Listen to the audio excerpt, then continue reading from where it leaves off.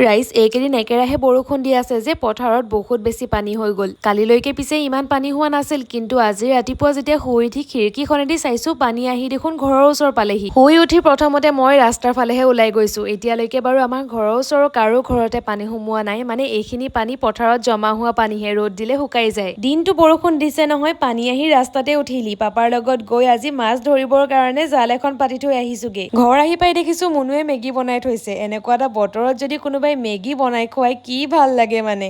এইফালে পাপা গ'ল নহয় জালৰ পৰা মাছ আনিবৰ কাৰণে। মাছ আনিব যাওঁতে ইমান ডাঙৰকে বৰষুণ এজাক দিলে পাপাই ছাতিও লৈ যোৱা নাছিল। সেইকাৰণে মুনুক ক'লো যে তয়ো যা, তেতিয়া মাছখিনি এৰুৱাই আনোতে সোনকাল হ'ব। আৰু দেখিলেই নহয় জালত কি মাছ লাগিছে, বেছিকৈ পিছে পুঠি মাছেই লাগিছে। গোটেই দিনটো যে ঘৰৰ ভিতৰত সোমাই সোমাই আমনি লাগি গৈছেগে। বৰষুণ জাকেতো এৰা নামেই নলয়, সেইকাৰণে মই ভাবিলো আজি বৰষুণত তিতিয়ে এটা ৰিল বনাম। এতিয়া ওলাই আহি মই ধুনীয়াকৈ হাঁহি মাৰি আছো, কিন্তু ঘৰৰ পৰা ওলাই অহাৰ আগত মাহঁতৰ পৰা মই ঠিকছে গালি খাই আহিছো। মানে বৰষুণত তিতিম বুলি ক'লো যে। বৰষুণ তাতে ইমান বেছি বতাহো দি আছে, মোৰ ছাতি গৈ পদুম ফুল বনিলে। বাৰু আজিলৈ ইমানেই আছিলে। ভিডিঅ'টো শেষৰলৈকে চোৱাৰ বাবে থেংক ইউ।